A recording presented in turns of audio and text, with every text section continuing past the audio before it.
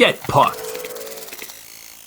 Hello, everyone, and welcome to the Get Pucked podcast. Dave, Vito, Matt here with you. And just getting it out of the way right off the bat, if you can, please subscribe to the channel to be updated when we do drop new episodes. You'll get the little bell if you're on YouTube. You can check us on Instagram, Facebook, Twitter. We got the link tree on Twitter under our bio, so you can take a look there if you're interested in more of an audio sort of thing. But and drop a like if you like what you hear. That out of the way, gentlemen, let's talk hockey. I do have an interesting thing. I've been keeping this one in the back burner for a little bit of time, and I wanted to talk to you guys about it today. So Brian Wilde dropped this thing a little while ago. I can't remember exactly when at this point, but he was mentioning something to the effect of the drafting track record of Nick Bobrov, right? And the fact that for the most part, he's heavily slanted and has certain proclivities to European players. Now, he was the head of European scouting, I think, for Boston and even New York. His title here with the Canadiens, I think, is changed. I think we were just talking about this earlier. He's co-director of amateur scouting. Is that it? Okay, So he's gotten a little bit of a promotion, perhaps. That being said, he still has a track record. I want to run it through you guys, and I want to hear your take on it. Whether this is something that should be concerning for Hab fans that are a little bit highly invested, like we are in the team, that want to know about scouting and drafting and stuff, because he has some interesting selections. And I wonder if that's, in your opinions, a point of concern. So we have a little chart here. I'm pulling it up if you're able to watch and you can see. Otherwise, we're going to just tell you. We're showing right now his track record for his draft in when he was with Boston between 2001 and 2006. So I think everyone will be in agreement for the hits. Krejci in the second round was massive. That's a massive, massive hit. And Sobotka, also really decent player, fourth round. The rest of them, don't know if you've really heard of any of these guys. So flip it over to New York too, because that's probably where most of the meat is, and then I'll get your guys' take on this. So here, right off the bat, some people might notice what we're displaying is, again, his direct sort of scouted players. You'll notice that 2020 Lafreniere is not there because he's a North American player. So Bobrov probably had very little to do with it, and he was the pure consensus number one of the year. So when we look at this, you got Chittle and Capo Caco. These guys also very hard to miss on. They were pretty much slotted where they were, and that's who he took. Then you start moving down to the misses. So notably here is Elias Anderson, who's no longer even with New York. Is that a miss? Probably not a first round, seventh overall pick. Seventh overall, yeah. So that's probably a miss for sure. You got Kravtsov, who also is gone. Naz Lundqvist is also gone. Not probably great picks either. Again, with a first round 9th and a first round 28th. The rest of the guys too also, I guess you can say to be determined, but probably misses. So putting this aside, I've talked enough. Start with you, Dave. What do you think? Should we be concerned? Is this a thing? I think you have to give him the benefit of the doubt. At least, he just started. You got to see what he does first. You can't just judge him. He's got a track record. He's got a track record. You can judge him on that. Okay, fair. He picked. You saw the hits and misses there with Boston. That's not a big sample size. It's also back in the early 2000s. And, arguably David Krejci, one of the most, it's a very, very good pick. And then if you go look at the Rangers picks, like 2/3 of that kid line there, that's not too shabby of a draft either. I think it's fine. I think if you go over everybody's track record, it's going to look a little bit similar to that. You're going to see some really good hits and you're going to see some misses. And the hits, for most of them that are impressive, are going to be guys who were like slam dunks anyways when they drafted them, right? There's very few. Yeah. I guess his one knock on him is, did he, really get a steal out of there that wasn't expected? Most of his hits are, pretty early round picks. I think you have to give him the benefit of the doubt. I'm not concerned at all yet. It's a different organization. It's a different, who knows? He wasn't the general manager, right? With the Rangers or with Boston. So who knows what was vetoed, what his plans were. We've heard a lot of stuff, even when Trevor Timmons was here, about guys he wanted that he didn't necessarily get to pick because he didn't have unanimous, off the board approval, So I think I'm going to give him the benefit of the doubt. I don't think any of those things are concerning to me. I think that he was a Jeff Gorton guy, obviously, and I think that's fine with me. And we'll see how it pays off in the future. The Canadiens don't have a very good track record at the draft, so to me, it can either improve or it cannot. You figure it out pretty fast, and then you move on if it doesn't work. But I'm okay with giving him a shot here. You got to give him as much time, or not as much time, but I mean, we gave Trevor Timmins a very long time to try to turn this around and get certain prospects and whatnot, and he's got a lot of hits in a sense of like NHL ready players or players that played in the NHL, but he's got a lot of misses. So if you're willing to give that much time to Timmins, you're gonna have to give it to Bobrov. Now, the difference between then and now is it would seem that Bobrov doesn't make the decision by himself. I feel like back then when it was a European scouting, when he was drafting for the Rangers or for Boston, it was like, okay, other than the standouts, the Heatles and the Kakos of the world, which they were projected to be in those slots, and it seemed like it was the easy decision to make.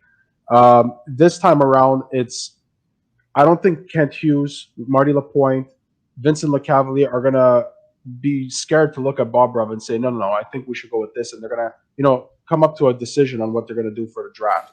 It's not necessarily just one guy. They depended on him. He was the head of the European scouting. Whatever he said pretty much goes because he had more visibility on all those players than anybody else.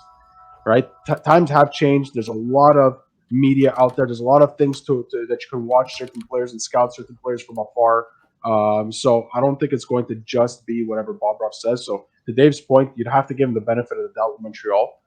There's just different administration. I don't know. I get a different vibe with this administration than I have in the past.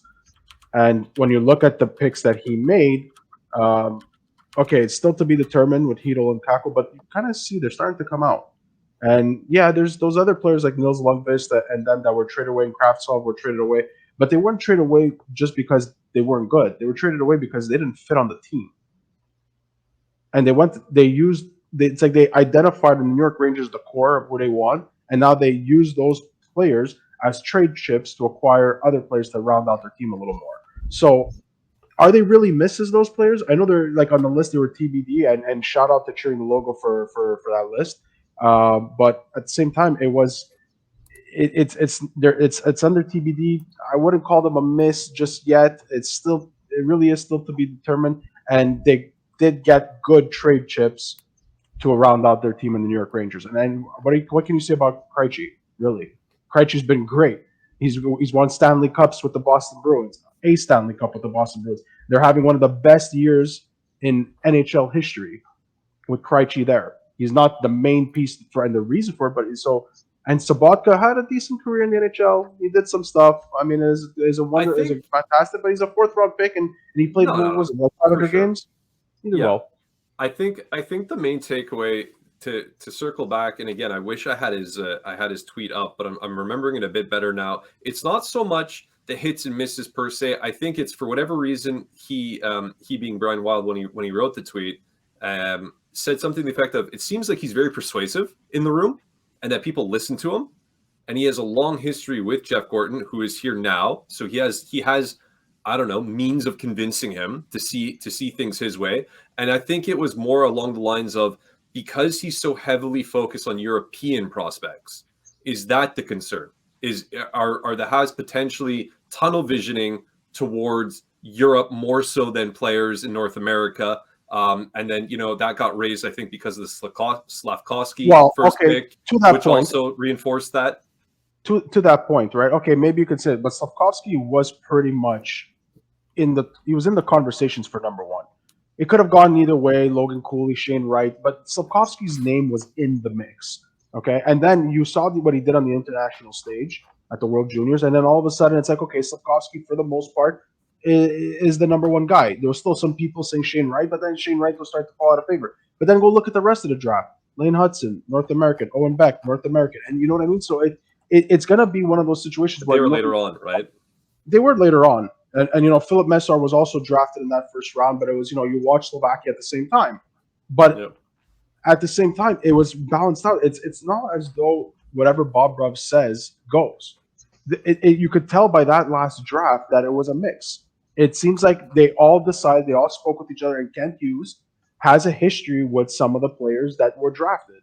So It wasn't just whatever Bobrov says. It seems like they collaborate, they worked together to identify the right players they wanted to draft, and that's who they drafted. And you know what? So far, so good, because everything we're hearing about now is that they're all very good.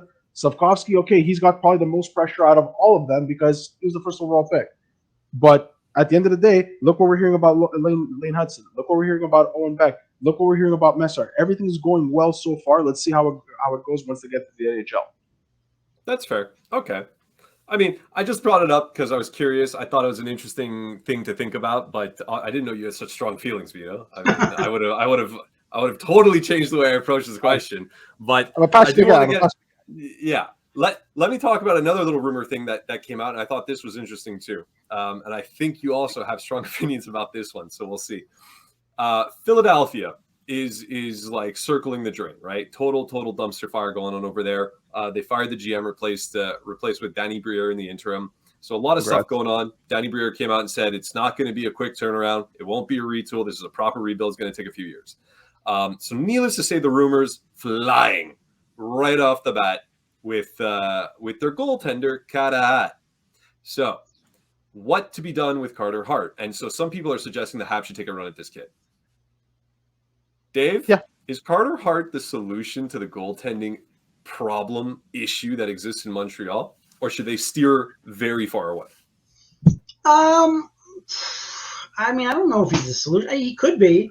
I think Carter Hart's been plagued by injuries. He was in COVID protocol back in the day. I remember, like he had a lot of pressure coming into that Philly situation where they haven't had a goalie in 300 years, and you know they expected him to kind of come in and steal games. And I mean, the Flyers have been terrible though. So how much is really on him, and how much is it on his defense score, which is terrible? I mean, I think one year I was just quickly perusing the stats earlier, and it's like they led the league in like opportunities given to the other team and high risk, high danger chances given. I mean, like how much can you blame that on your goalie? Sure, he's not maybe stealing you the games, but it's interesting with Carter Hart because it's like a chicken and the egg, is it him or is it the Flyers? And would a change of scenery help? It depends on, I guess, on what you'd have to give up to get him, right? If you could get him on the cheap, I would take a flyer on Carter Hart. Absolutely. He has the pedigree. He seems to be a decent goalie that could maybe help the Canadiens better than, Jake Allen and Samuel Montembeault. But if you have to give up the farm to get him, then you might as well just go elsewhere. But it's been proven this NHL. Like, the NHL's at a weird stage where like sometimes goaltending really matters and sometimes it doesn't. And you could see it destroy teams like the Leafs, and you could see it destroy teams like Edmonton where, it doesn't work out. But then Jordan Binnington and Matt Murray win cups with the Penguins and the Blues, and kind of like, you don't need goaltending after all. So the trick is to not overcommit, really, I think, and you get a goaltender who is decent and who can run the gamut and who'll get hot at certain times, and that's it. And I think that's the key in today's NHL. And Carter Hart could be that for the Canadiens, but I wouldn't sell the farm for him. But I would take a flyer on him, no pun intended. But if he became available, depending on the price, yes, you go after him. Because historically speaking, every time the Flyers have given up on a goalie, that goalie has gone on to do some pretty good things. So basically, as soon as you hear rumors that the Flyers want to get rid of their goalie, you should be one of those teams that goes and says, you know what, maybe we give it a chance. You're one of those guys that bet on black all the time, right? It's going to be black. If it's black 3 times in a row, it'll be black the 4th time. Let's go, right? I'm one of those guys that's betting on a 24-year-old kid that was put in a very crappy situation who can turn it around.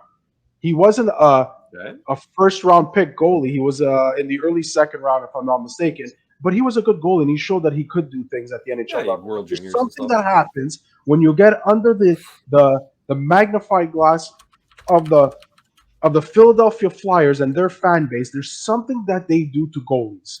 And for years, they've struggled to get that number one. And as soon as they got something like Carter Hart, who was putting up a 917, 914 save percentage in his first 2 years, all of a sudden they said, we got our goalie. He's the next Carey Price. He's the next this. He's the next that. And in the end, it just either he buckled under the pressure, maybe, like Dave said, some injuries set him back a little bit. But no matter what, it's like now everybody has given up on a goalie who technically speaking, hasn't even reached his prime yet. Goalie's prime is typically at the age of 26 and over, between 26 and 32, somewhere around there. He's at 24. So I would take a chance to get him in Montreal, where he's going to have a lot less pressure in a sense. Montreal tends to put a lot of pressure on their goalies, but it's we're still in that rebuild, retooling stage. Now is the best time to kind of take a flyer on a goalie, if you will. Oh my pun God. intended. But that would be the right time to do it. I mean, look at Samuel Montembeault. He's playing without any pressure. Not really. And he's doing great things this year. Jake Allen is doing his thing. It's Jake Allen. So, at 24 years old, I take a flyer on Carter Hart without even thinking. Okay. But I wouldn't sell the for it. All right. So you both said the exact same thing. You both want him, if he was there, to not sell the farm to get him. So then, realistically, I want him. Dave's like, Dave's had to tell I'd take him. Yeah. But depends for what. I would say you want Montreal, him, target him, go for him. Target him as one of your top 3, top 4 goals. If Montreal's going out to acquire a goalie this offseason, and now you know he's available, he is guaranteed he is available. Yeah. Well, then you bring him in. What's the cost? What are you prepared to give up for him then? Because they're not going to give him away, right? Well, that's the thing. They're not. He's obviously arguably their biggest training chip that they have, right? Like, so what gets you Carter Hart? That's right.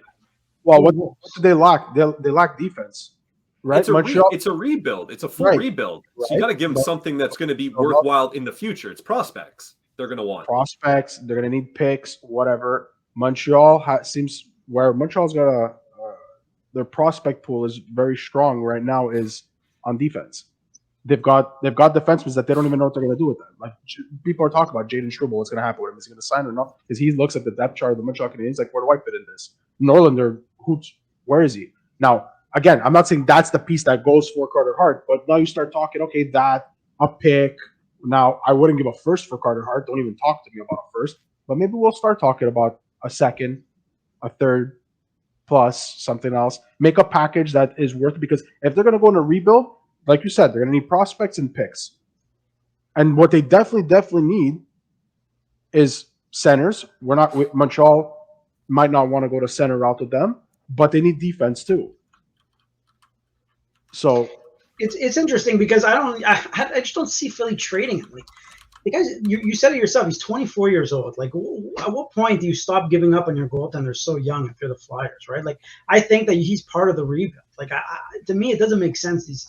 I think it's a nice thing to say, like, oh, look, there's a goalie available. The Canadiens need a goaltender, and it's an easy fit. I think it's like an easy kind of, I don't want to say lazy, but like it's an easy thing to say, like, oh yeah, that'd be a perfect fit. But I don't see them moving him. I think it would be a mistake for them to move on from Carter Hart at this stage. I know he's a free agent. He has 1 year left on his deal. He has a very good contract too. But I think that, I don't think you move on from him. Well, I mean, we all know that GMs are silly. And I mean, we have no idea what's going on right now in Philadelphia. It is a complete whirlwind there. So who knows? I mean, apparently Elliot Friedman on his own podcast just today. Yeah, there you go. For those watching, general managers are dumb. But Elliot Friedman mentioned that, they're taking calls for him. This is real. This is actually happening. It's past rumor now. It's legitimate. They're out there and they're saying we're not maybe necessarily going actively shopping him, but come. You know what we're all about. You know we're looking for a rebuild. But they have to do that. Well, they're going to have to. But they're rebuilding like they said they're going to rebuild. Then no kidding, they're going to look and say everybody's available, because everybody is available. Everybody is available for them. I don't know, if you believe in your goalie, man, and he's only 24, and you're talking rebuild, if it's 3 years, it makes him 27, he becomes in his goalie prime. Like, if you believe in him, you're not shopping him. They obviously don't. They obviously don't, or not enough that they're not prepared to be like he's untouchable. Philly's never believed in their goalies. Well, fair, but I mean, listen. So follow up to this, because I am curious from a Habs point of view, because it's going to lead into my next question here. Yes, we know about Carter Hart. Yes, we know he's on the market. Yes, should the Habs be targeting, if they are looking to upgrade in the goaltending position? Should they be looking for a guy who's already out there, or should they be trying to knock the doors of the Buffalo Sabres or the Calgary Flames at guys like Wolf or Levy? Like, is that who they're more slighted to be better suited to going and getting? Like these higher end prospects that haven't quite played NHL, that are like oh, these guys probably are going to be really good? Or do they go and do, at this point, a reclamation project a la Kirby Doc and get a Carter Hart and maybe change the scenery, different team, different stress? Although I can't see how it's less stressful in Montreal, but that being said, is that how they should play it? What would you prefer that they do? I mean, the prospect road is great, but like these teams are not going to give up. Like, why would Calgary? Again, there's so much talk of this, and like, why would they give them up, right? And Markstrom. Yeah, okay, but Markstrom is a hit and miss goaltender. Also, you can't. You need to think to the future. You know what I mean? Like, you can't really. Markstrom's been terrible this season. You know, like you can't keep bank on him. To me, and you always need somebody like a successive heir to the throne. You see it time and time again. It'd be stupid for them to trade it. Now you're talking about Levi in Buffalo. He's a West Island kid, right? Like I had the pleasure of speaking to him multiple times. Again, he's an unproven commodity, right? And he was a Florida guy, traded to Buffalo, and yeah, fine. They have goaltending depth there, so you could see that move being made. But it's not a slam dunk either. It's tough. So to me, it's a hard decision to make because I would probably favor a Carter Hart type of move more than going out and getting, trading the farm. Defensive prospect still a couple years away. Goalies take they're it's like a roll of dice with the goalies, right? They're weird characters, they're odd, and sometimes they take years to develop. And sometimes, as highly touted as they come in, take a look at Jack Campbell. You want to talk about Bobrov.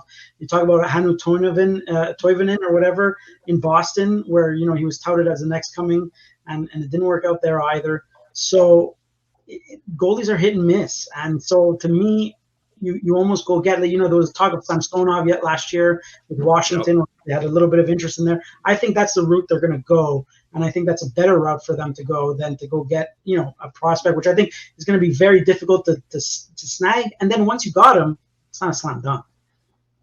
Fair, very fair.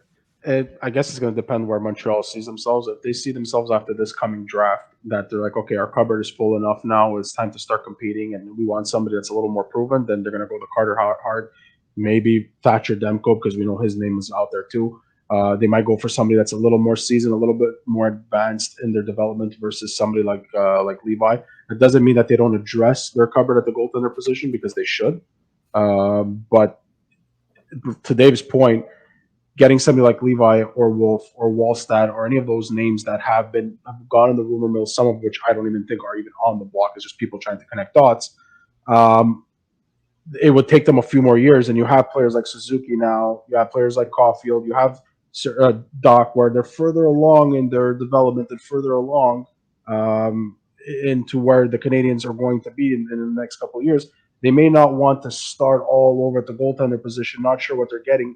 It looks like they're going to want to compete in the next 2 years, or at least compete for a playoff spot, right? So, and those guys, while they could come in and be like a Kochetkov in Carolina and pull some magic like that, it's very, very possible they could do something like that. The likelihood of them coming to the NHL and being an everyday number one is unlikely. So I think Montreal, if they're going to address the goaltender position, are going to pay a little bit more than to go get somebody that's proven, give an asset that's proven as well, most likely to get that, then rather than them selling the farm or paying probably a king's ransom for something like Devon Levi, because that's what everybody's saying. To get that from Buffalo, it's going to cost quite a bit, and okay. I don't think Montreal is going to want to pay that price just yet. So that's fair. I mean, and we're talking. You mentioned Caulfield, which also kind of segues nicely into my next and probably last question of this particular episode. What, in your opinion, now that the season is winding down, and I mean, a lot of people are jacked about the draft, and they just dropped as of the recording of this episode, I think they're in fifth to last place, so they're top 5 pick right now, odds aside and everything. What are the absolute or the absolute must do for Hughes and Gorton in the offseason? Like paramount, number one, if they don't do this whatever thing, it's a failure of an offseason. Is it address the goaltending? Is it sign Caulfield to an extension? Is it get a top 6 forward, or a top defenseman, or whatever? You tell me. In your opinion, boys, what has to happen there could be several things, but what is the key number one thing in your opinion that must happen in the offseason? You want me to go first? I would like anybody to go first, but go ahead. Go ahead. I'll go. I mean, look, I think the Caulfield thing I'm not too worried about. That deal's going to work itself out. I think, like, okay, it's obviously very important, but I mean, it'd be a stupid thing to say Caulfield, because obviously I think that deal just gets done, right? Goaltending to me, very important. I think that the sooner you address it, the better. I think that the longer you go with like Sam Montembeault and Jake Allen, it's kind of like you're running out of time to develop these guys and get them in. Like I said, these goalies, they need to fit into their surroundings. You need time for that. And very rarely a goalie comes in and he kills it the first year, or he has to kind of to work his way there. So I would work on the goaltending probably first, and then also obviously a defenseman. Like I think they need a top defenseman. I know they're rich on defensive prospect, but you need a veteran back there, and I think that's very important. It's a thing they didn't really address this year, this past off season, and I think that you see the results from that. I think you absolutely need one there, and you need to tighten the competition amongst those prospects in that bottom the bottom four of the defense. So to me, it would be that defenseman, but also the goaltending absolutely needs to be figured out at one point. And the longer you go, the more you're in trouble of like, okay, we have a nice team, but no goaltender. And you see time and time again with these playoff games. So very back end heavy for Dave. He wants a top defenseman brought in, veteran defenseman, or a goalie. To me, you could get forwards. Like, you know what I mean? Like, they have a nice base. They have Doc and Suzuki. They have Caulfield. They could get veteran forwards, and I think there are going to be guys who are going to want to come and play with these guys. So I think that you're gonna be okay on that end going forward. So it's not pressing for me. But to me, that defense, I think it's gonna be hard to get some. Defensemen aren't easy to come by. So I would go for that. Fair enough. It's going to be three things. These are the must. They're must. They're must. Okay. Nail this draft. Nail it. Home run. Kill it as best as you possibly can. Get everybody as excited as they were about the last draft. And I know it's a crapshoot. We don't really know what will happen. That's number one. Number two, address the 2C or address the 1C, depending how you want to look at it. Some people don't believe Suzuki should be a number 1C. I do. So in that case, address the 2C, because you brought in Monahan. You saw what he could have done. You saw how he calmed things down, and it worked out. Monahan got hurt. Can't go into next season with Christian Dvorak as your 2C. That won't work. Or Kirby Dach potentially could be the 2C, but then there's still a hole. Yeah. There's still a hole there in the lineup. That you still need a veteran presence to kind of work it all out. And the third thing for me is get out from Hoffman's contract and any of those other dead weight contracts that are on the roster. Try your best to move those. Free up that cap to go and address some of these needs with that cap and have that flexibility and get out of that LTIR pool as fast as possible. Interesting. Those are the three things for me. Yes, defense is important. It really, really is. I mean, it was really rough going into the season, seeing Edmondson or Savard being plugged in as our top pairing guys.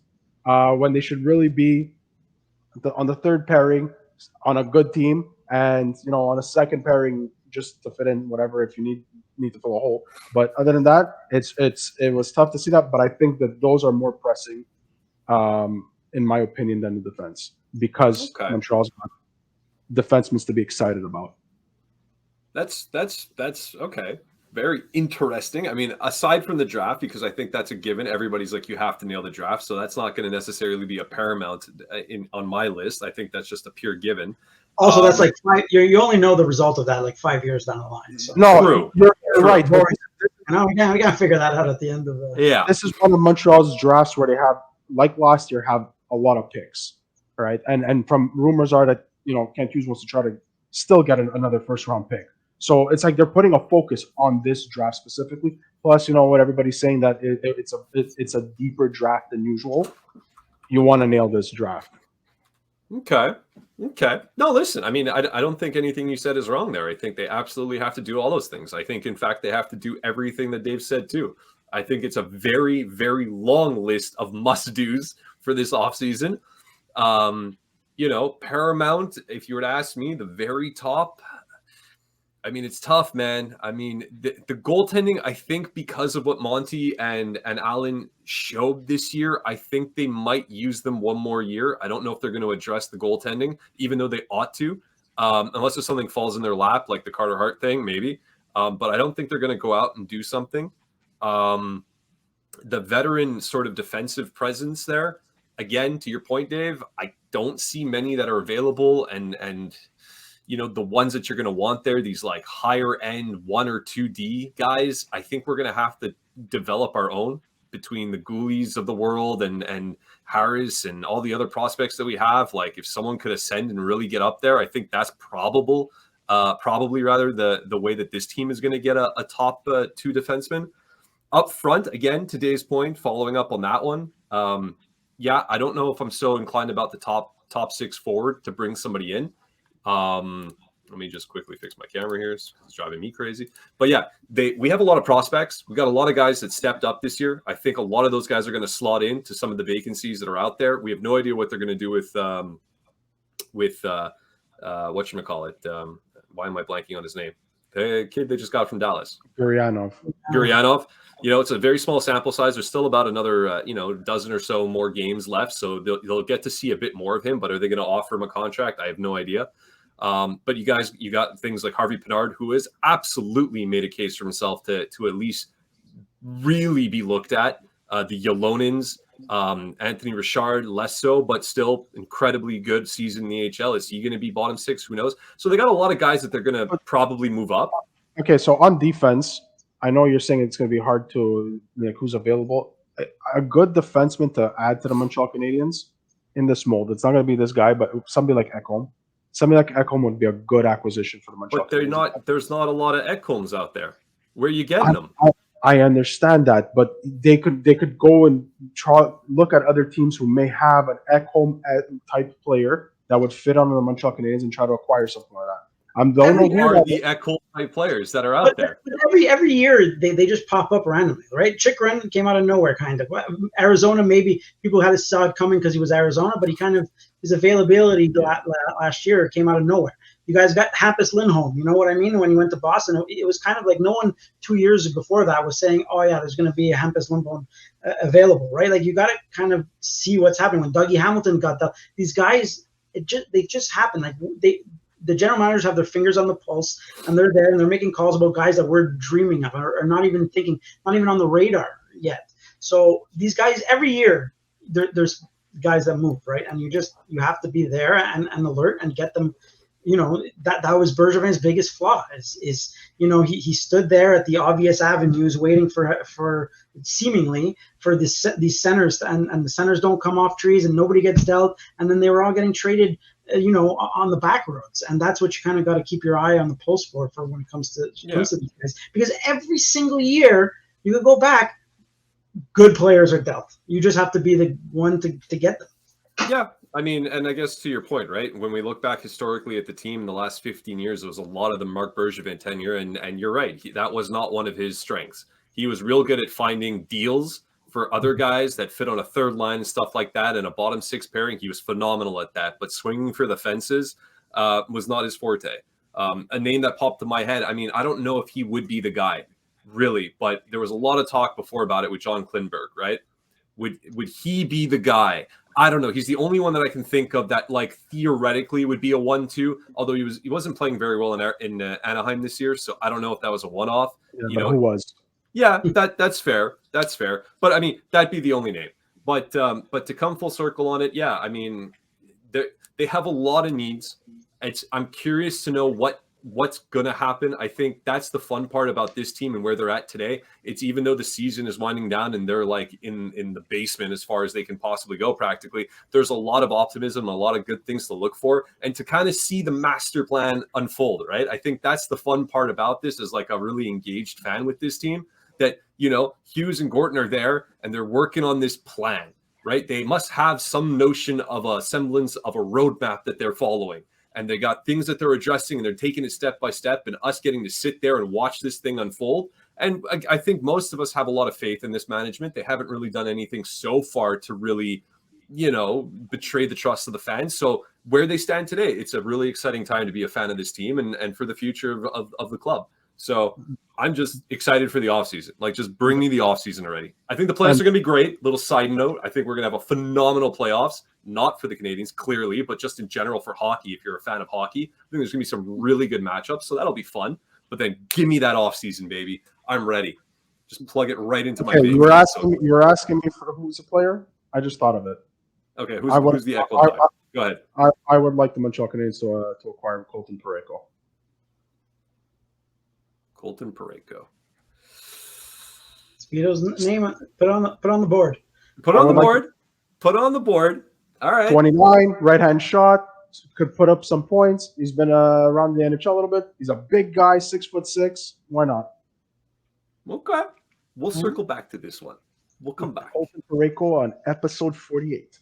I will take the odds that he does not wind up a Montreal Canadian, but listen. We'll see. We'll see. Anyways, that is it for us today, everybody. Thanks very much for tuning in and listening. If you made it this far, we appreciate you tremendously. As always, take a look, follow us predominantly on Twitter. We do our updates there, let you know when new episodes drop. We engage with fans that respond back to some of our tweets and comments that we do throughout the games. We try to comment and tweet as often as we can. So definitely enjoy that as well. And for Dave and Vito, I'm Matt. And of course, this was Get Pucked.